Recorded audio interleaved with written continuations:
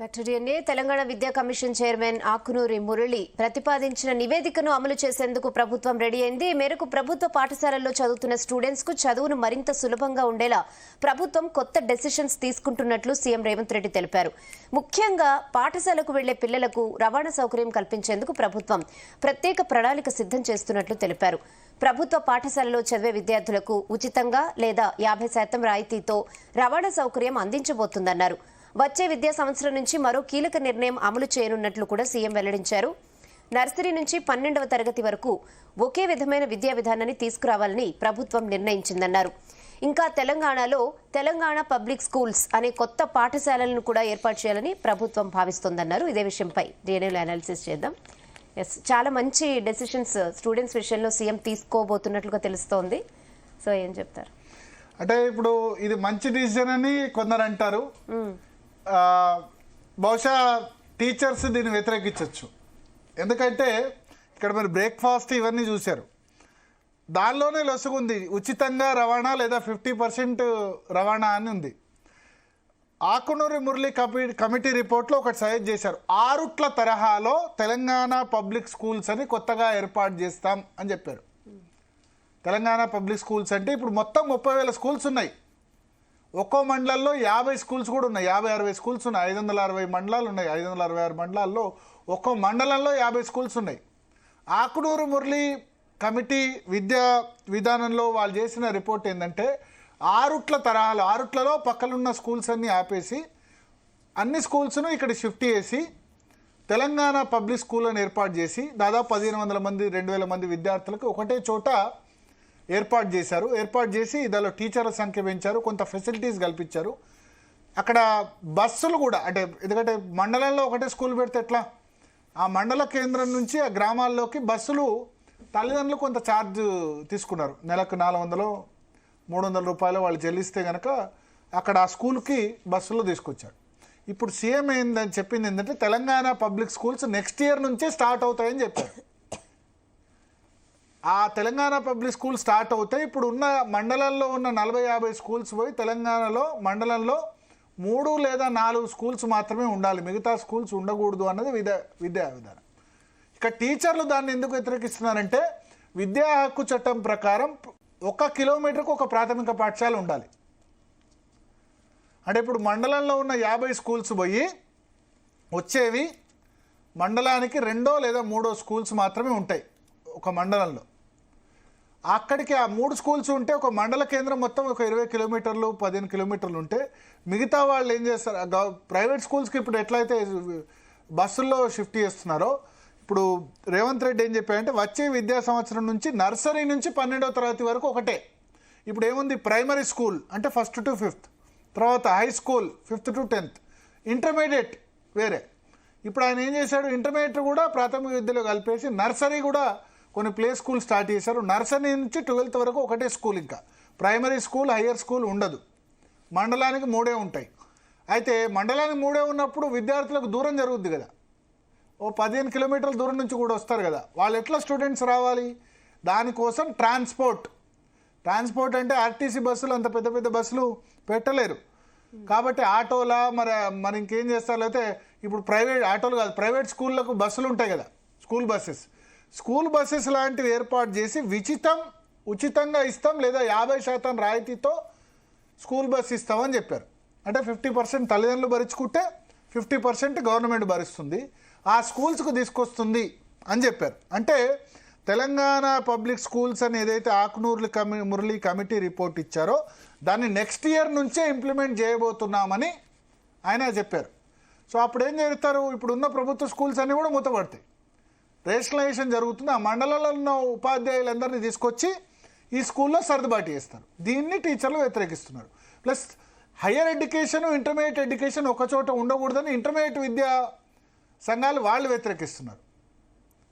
అంటే ఇప్పుడు మొత్తం స్కూల్స్ ఏవైతే ఉన్నాయో 565 ఈ విధానం ఇంప్లిమెంట్ అయితే 565 మండలాల్లో మండలానికి 3 స్కూళ్ళు అంటే 30,000 స్కూల్స్ పోయి ఓన్లీ 1500-1600 స్కూల్స్ మాత్రమే ఉంటాయి. ప్లస్ ఇప్పుడు మధ్యాహ్న భోజనం పెడుతున్నారు, కానీ సీఎం రేవంత్ రెడ్డి ఏం చెప్పారంటే బ్రేక్ఫాస్ట్ కూడా స్టార్ట్ చేస్తాం. ఇంకా ఈ పబ్లిక్ స్కూల్స్లో బ్రేక్ఫాస్ట్ కూడా ఇస్తాం. మంచి నిర్ణయం. తమిళనాడులో బ్రేక్ఫాస్ట్ పెడుతున్నారు. ఇక ఇక్కడ మాత్రం బ్రేక్ఫాస్ట్ స్టార్ట్ కొత్తగా చేస్తారు ఈ పబ్లిక్ స్కూల్స్లో. మధ్యాహ్న భోజనం యాస్టీస్గా ఉంది, అది కంటిన్యూ అవుతుంది. సో ఆకునూరి మురళీ కమిటీలో చాలా ఇంపార్టెంట్ డిసిజన్ ఏంటంటే ఆరుట్ల స్కూల్ తరహాలో తెలంగాణ పబ్లిక్ స్కూల్స్ ఉంటాయి అని చెప్పారు. ఇది నెక్స్ట్ ఇయర్ నుంచే స్టార్ట్ అవుతుందని సీఎం చెప్పారు. అంటే నెక్స్ట్ ఇయర్ నియోజకవర్గానికి కోటో మండలం కోటో పెట్టేస్తారు. 119 నియోజకవర్గాలు 119. ఇదే ఫేజ్ వైజ్ మొదలయ్యి ఇంకా 119 నియోజకవర్గాలు 566 మండలాలు ఉన్నాయి కదా, ఇదే విడతల వారుగా అమలు చేసి పూర్తిగా ఇక తెలంగాణ పబ్లిక్ స్కూల్సే ఉంటాయన్నట్టు. అప్పుడు వాళ్ళ రికమెండేషన్ ఏంటంటే గురుకులాలు కూడా అవసరం లేదు అని ప్రభుత్వం భావించింది. మళ్ళీ ఇంటిగ్రేటెడ్ స్కూల్స్ మాత్రం వేరే కడుతున్నారు. అది 200 కోట్లతో ఇంటిగ్రేటెడ్ స్కూల్స్ నిర్మాణం చేశారు. దానికి కొంత సమయం పడుతుంది. సో ఇప్పుడు ముఖ్య నిర్ణయం ఇవాళ రేవంత్ రెడ్డి అనౌన్స్ చేసింది ఏంటంటే నెక్స్ట్ ఎడ్యుకేషన్ ఇయర్ నుంచే తెలంగాణ పబ్లిక్ స్కూల్స్ ఏర్పాటు అవుతాయి. అయితే దీనిలో మంచి ఉంది, చెడు ఉంది. మంచి ఏంది, కొన్ని స్కూల్స్లో రేషనలైజేషన్ను టీచర్లు సంఘాలు వ్యతిరేకిస్తారు, కానీ టీచర్లు ఎక్కువ స్టూడెంట్స్ తక్కువ ఉన్న స్కూల్స్ ఉన్నాయి. ఒకటే స్కూల్లో ఎంత 20 మంది టీచర్లు ఉంటే 10 మంది స్టూడెంట్స్ మాత్రమే ఉన్న 20 మంది లేరు, కానీ 5 టీచర్లు ఉంటే 3-4 స్టూడెంట్స్ ఉన్న స్కూల్స్ కూడా ఉన్నాయి. అట్లా కాకుండా ఇప్పుడు ఒకటే చోట ఒక మండలంలో ప్రభుత్వ స్కూల్లో ఒక 1500 మంది చదువుతుంటే 1500 మందిని 500 చొప్పున 3 స్కూల్లో డిస్ట్రిబ్యూట్ చేసి 500 మందికి తగ్గట్టు 20-30 మంది టీచర్స్ను అక్కడ మండలంలో ఇప్పుడు 5 తరగతులు ఉంటే కొన్ని ప్రైమరీ స్కూల్స్లో ఎట్లా ఉంటుందంటే 5 తరగతులు ఉంటాయి. స్టూడెంట్స్ ఒక్కో క్లాస్లో 2-3 ఉంటారు. 10 మంది స్టూడెంట్స్ 12 మంది చదువుతారు. కానీ ఉపాధ్యాయుడు మాత్రం ఒక్కళ్ళే ఉంటారు. ఏకోపాధ్యాయ పాఠశాల. 5 క్లాసులు అతనే చెప్పాలి. First class, second class, third class, fourth class, fifth class. ఈ ఒక్కో క్లాస్కు ఒక్కో విధంగా అతను ఎట్లా చెప్తాడు? ఆ ఒక్కో క్లాస్కు మళ్ళీ తెలుగు చెప్పాలి, ఏమంటారు గణితం చెప్పాలి, సైన్స్ చెప్పాలి, సోషల్ చెప్పాలి. సో ఒక్కో క్లాస్కు 5 క్లాసులకు ఒకటే టీచర్ చెప్పాలి. 4 సబ్జెక్టులు లేదా 5 సబ్జెక్టులు ఒకటే టీచర్ చెప్పాలి. 20 పీరియడ్లు సాధ్యమవుతుందా? కాదు. సో ఏకోపాధ్యాయ పాఠశాలలు చాలా చోట్ల ఉన్నాయి. అవి దీని ద్వారా కొంత సమస్య పరిష్కారం అవుతుంది. కానీ ప్రభుత్వం ఇన్ని పాఠశాలలు మూసేస్తే విద్యా హక్కు చట్టంలో ఏముందంటే కిలోమీటర్కి ఒక స్కూల్ ఉండాలి. అంటే విద్యార్థి ఎక్కువ దూరం ట్రావెల్ చేయకూడదు, నడవకూడదు. నేను కూడా నా కుమారుణ్ణి ఇంటి ముందు స్కూల్లోనే వేస్తా ఎక్కడున్నా. మా ఇల్లు దాడితే స్కూల్ అంతే. ఢిల్లీలో ఇంతకుముందు ఉన్నప్పుడు అంతే, నేను మల్కాజ్గిరిలో ఉన్నప్పుడు అంతే, ఇప్పుడు ఉన్న మణికోడ్లో ఉన్న దగ్గర కూడా అంతే. ఇల్లు దాటితే స్కూల్. బస్సులో నేను ట్రావెల్ చేయించా. పిల్లల్ని అంత చిన్న ఏజ్లో బస్సు ట్రావెల్ ఎందుకు అన్న ప్రిన్సిపల్. అది కొంత భంగం అవుతుంది. కానీ ఇప్పుడు ప్రైవేట్ స్కూళ్ళకు తల్లిదండ్రులు పంపిస్తలేరా బస్సులో అంటే పంపిస్తున్నారు. జరుగుతోంది అది ఖచ్చితంగా. కానీ ఇప్పుడు ప్రభుత్వ స్కూల్స్ కూడా బస్సులో పంపించాల్సి వస్తుంది. రెండోది 50% మొత్తం ఫ్రీగా ట్రాన్స్పోర్ట్ ఇస్తే పర్లేదు. 50% అంటే మా తల్లిదండ్రులు నెలకు 400-500 పెట్టి 300, 400, 500 ఇవ్వగలుగుతారా? మన సిటీలో అయితే ఖచ్చితంగా స్కూల్కు కనీసం స్కూల్ బస్సుకు 1500-2000 రూపాయలు ఉంది సిటీలో అయితే. బట్ సరే, ఎంత వాళ్ళు కలిసి చేసుకున్నా నెలకు 200-300 రూపాయలు అయితే తల్లిదండ్రులు భరించగలుగుతారా? 10th ఎగ్జామినేషన్ ఫీజు 400-500 సంవత్సరానికి ఒకసారి కట్టలేని. అంటే ప్రభుత్వ స్కూల్లోకి వచ్చేది చాలా పేదవాళ్ళు. వాళ్ళు ఎడ్యుకేషన్ కోసం నెలకు 300-400 స్కూల్ ట్రాన్స్పోర్టేషన్కు ఖర్చు పెడతారా అన్నది ఒక పాయింట్. రెండవది, నర్సరీ నుంచి ఇంటర్మీడియట్ వరకు ఒకటే కాంప్లెక్స్లో అన్నది కరెక్టా కాదా అన్నది రెండో పాయింట్. సో దీన్ని ఇప్పుడు ఆకునూరు మురళి విద్యా కమిషన్లో ప్రధాన ఉద్దేశం తెలంగాణ పబ్లిక్ స్కూల్స్. ఆ పబ్లిక్ స్కూల్స్ ఏదైతే ఉందో కాన్సెప్ట్ని ఇంప్లిమెంట్ చేయాలని ప్రభుత్వం నిర్ణయం తీసుకుంది. ఆ నిర్ణయం ఇమ్మీడియట్గా నెక్స్ట్ ఎడ్యుకేషనల్ ఇయర్ నుంచి అమల్లోకి రాబోతోంది. సో అదే కనుక జరిగి 119 నియోజకవర్గాల్లో స్టార్ట్ చేస్తారా లేదా 566 మండలాల్లో స్టార్ట్ చేస్తారా అన్నది క్లారిటీ రాలేదు. బట్ ఫస్ట్ ఫేజ్ అయితే స్టార్ట్ కాబోతుంది. సో తెలంగాణ పబ్లిక్ స్కూల్స్ కనుక స్టార్ట్ అవుతాయి, ఇప్పుడున్న 30,000 స్కూళ్ళ స్థానంలో దాదాపు ఇంకా మొత్తం కలిపి 1500 స్కూల్స్, 2000 స్కూల్స్ మాత్రమే ఉంటాయి. సిటీలో కొంచెం ఎక్కువ అనుకోండి, 2-3 స్కూల్స్కి మించి ఉంటావు. ఇప్పుడు 30,000 స్కూల్స్ ఉన్నాయి. 30,000 స్కూల్స్ కాస్త మండలానికి 3 అని రికమెండ్ చేశారు. మండలానికి 3 అంటే ఎంత? 566 × 3 అంటే ఎంత దాదాపు 1800 2000 స్కూల్స్ దాకా మాత్రమే రిస్ట్రిక్ట్ అవుతాయి. అంటే స్కూళ్ళ సంఖ్య గణనీయంగా తగ్గుతుంది. ఇక్కడ ఉన్న సర్ప్లస్ టీచర్లందరినీ అక్కడ షిఫ్ట్ చేస్తారు. ఇక గురుకులాల భవిష్యత్తు ఏందో తెలియదు. ఎందుకంటే విద్యా కమిషన్ ఏం రికమెండ్ చేసిందంటే గురుకులాలు అసలు అది కరెక్ట్ విధానం కాదు అని చెప్పింది. మళ్ళీ ఇంకోవైపు ఇంటిగ్రేటెడ్ స్కూల్స్ కడుతున్నారు. సో చూడాలి మరి. 800 గురుకులాలు ఉన్నాయి, ఎస్సీ ఎస్టీ బీసీ మైనారిటీ కలిపి. సో పబ్లిక్ స్కూల్స్ దాన్ని రిప్లికేట్ చేస్తాయా, దాన్ని మారుస్తాయా ఏందన్నది అయితే చూడాలి. సో చాలా ఇంపార్టెంట్ నిర్ణయం. దాన్ని కొద్దిసేపటి క్రితం మెడికవర్ హాస్పిటల్ ప్రారంభోత్సవం సందర్భంగా రేవంత్ రెడ్డి దీన్ని అనౌన్స్ చేశారు. వచ్చే విద్యా సంవత్సరం నుంచి మేము ఈ తెలంగాణ పబ్లిక్ స్కూల్ స్టార్ట్ చేస్తున్నాం. దానిలో ఫ్రీ బ్రేక్ఫాస్ట్ పెడతాం, ట్రాన్స్పోర్ట్ అంటే రవాణా ఖర్చులు సగం కానీ పూర్తి కానీ భరిస్తామని చెప్పారు. ఇవి కొంత దీని మీద చాలా భిన్నాభిప్రాయాలు ఉన్నాయి. బట్ ఏ రిఫార్మ్ వచ్చినా అనుకూల వ్యతిరేక రెండు వస్తాయి. సరే, ఆక్నూరు మురళి కమిటీ రిపోర్ట్లో టీచర్ల జీతాలకు సంబంధించి అన్నెసరీగా తీసుకొచ్చి ఇష్యూ చేశారు. అది ఆ ప్రస్తావన అది పే రివిజన్ కమిషన్ తీసుకోవాల్సిన నిర్ణయం, విద్యా కమిషన్ తీసుకోవాల్సిన నిర్ణయం కాదు. బట్ ప్రభుత్వం దీన్ని అయితే ఇమీడియట్గా ఈ రిఫార్మ్ని అయితే తీసుకురావాలని భావిస్తుంది. ఏం జరుగుతుంది, రియాక్షన్ ఎట్లా ఉంటుంది, దీని మీద ఉపాధ్యాయ సంఘాలు ఏ విధంగా మాట్లాడతారు, మిగతా రాజకీయ పార్టీలు ఏ విధంగా స్పందిస్తాయి, ఆ తర్వాత intermediate, pre primary, primary, higher education, intermediate ఇవన్నీ ఒకటి చేయడం కరెక్టేనా? ఉంది సిబిఎస్ఈలో అట్లే ఉంది. సిబిఎస్ఈలో +1+2 అంటారు, 11th క్లాసు 12th క్లాస్ అంటారు, స్కూల్ ఎడ్యుకేషన్లో ఉంది. మనం మాత్రం మన దగ్గర ప్రాథమిక విద్య, మాధ్యమిక విద్య, హైయర్ ఎడ్యుకేషన్, ఇంటర్మీడియట్ ఎడ్యుకేషన్ ఇవన్నీ వేరే ఉన్నాయి. సో ఆ రిఫార్మ్స్ అయితే ఇంప్లిమెంట్ చేస్తున్నారు. ఏ రిఫార్మ్కైనా రెసిస్టెన్స్ తప్పదు. సో ఇప్పుడు సీఎం రేవంత్ రెడ్డి తీసుకున్న నిర్ణయంని ఎంత మేరకు ప్రతిపక్షాలు యాక్సెప్ట్ చేస్తాయి, టీచర్లు యాక్సెప్ట్ చేస్తారు, ఉపాధ్యాయ సంఘాలు యాక్సెప్ట్ చేస్తారన్న చూడాలి. బట్ ఏది ఏమైనా ఒకసారి మాట్లాడారు, రేవంత్ రెడ్డి మాట్లాడారు, ఏమన్నారో ఒకసారి విందాం మనం. ప్రభుత్వం ఆధ్వర్యంలో 26,000 పైచిలకు పాఠశాలలు ఉన్నాయి. 21 లక్షల మంది విద్యార్థులు రాష్ట్ర ప్రభుత్వ పాఠశాలల్లో చదువుకుంటున్నారు. కానీ వాళ్ళ తల్లిదండ్రులు కేవలం యాంత్రికంగా పాఠశాలకు వెళ్ళి చదువుకునే విధానాన్ని తల్లిదండ్రులకు సంతోషాన్ని కలిగించడం లేదు. అందుకే ఈరోజు ఎడ్యుకేషన్ పాలసీలో రిఫార్మ్స్ తీసుకొచ్చినాం. తెలంగాణ ఎడ్యుకేషన్ పాలసీని తీసుకొచ్చినాం. ఎడ్యుకేషన్తో పాటు స్కిల్స్ అవసరం. రీస్కిల్, అప్స్కిల్ చేయకపోతే ఈరోజు ప్రపంచంతో మనం పోటీ పడలేని పరిస్థితి. అదేవిధంగా నర్సరీ నుంచి ఈరోజు 2.5 సంవత్సరాలకి పిల్లల్ని పాఠశాలకు పంపిస్తున్నాం.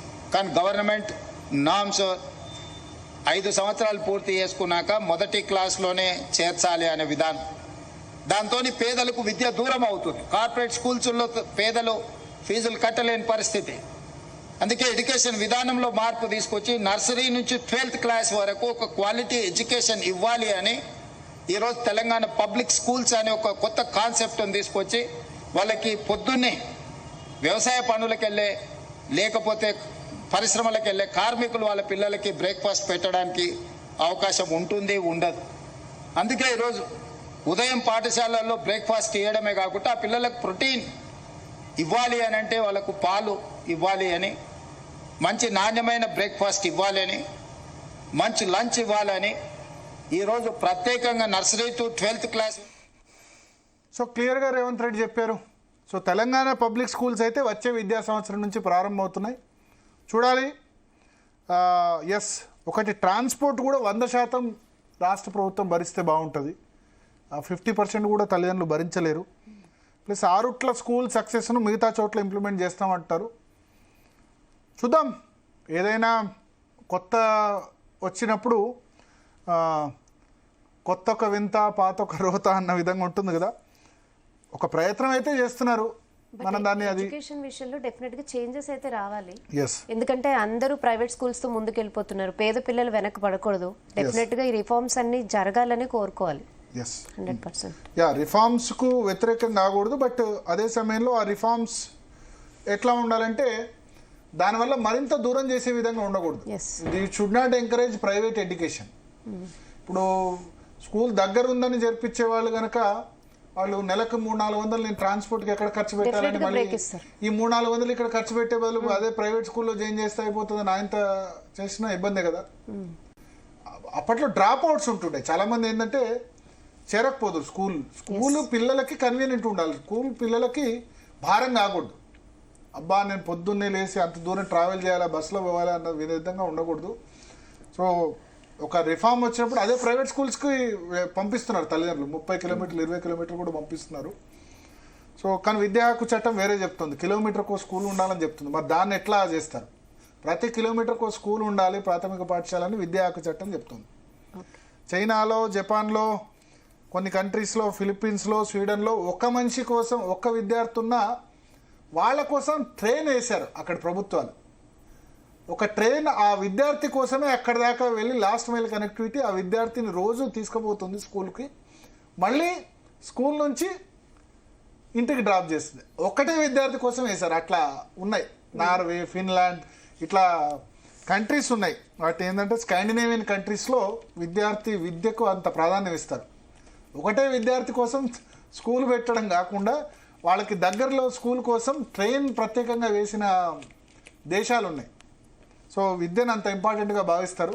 సో ప్రభుత్వం ట్రాన్స్పోర్ట్ కల్పిస్తా ఉండడం మంచిదే, కానీ మండలానికి 3 కాకుండా ఒక 5-6 ఏర్పాటు చేస్తే బాగుంటుందేమో, అది నా ఆలోచన. చూద్దాం ఏం జరుగుతుందో అల్టిమేట్గా. దీని మీద ఎట్లా స్పందిస్తాయన్నది చూడాలి. ఎందుకంటే విద్యా కమిషన్ సంబంధించి మనం రిపీటెడ్గా దాని రికమెండేషన్ మీద చర్చ పెడుతున్నాం. ఉపాధ్యాయులు తర్వాత మిగతా విద్యా కమిషన్ చైర్మన్ ఆకునూరు మురళి గారితో కూడా మాట్లాడాం. ఈ రిఫార్మ్ వల్ల మంచి జరగాలి, రాష్ట్రంలో ప్రభుత్వ రంగ విద్య మరింత బలోపేతం కావాలని అయితే ఆశిద్దాం. Okay Bharat, thanks for the analysis. ఇది ఇవాళ DNA state into Zee Telugu news.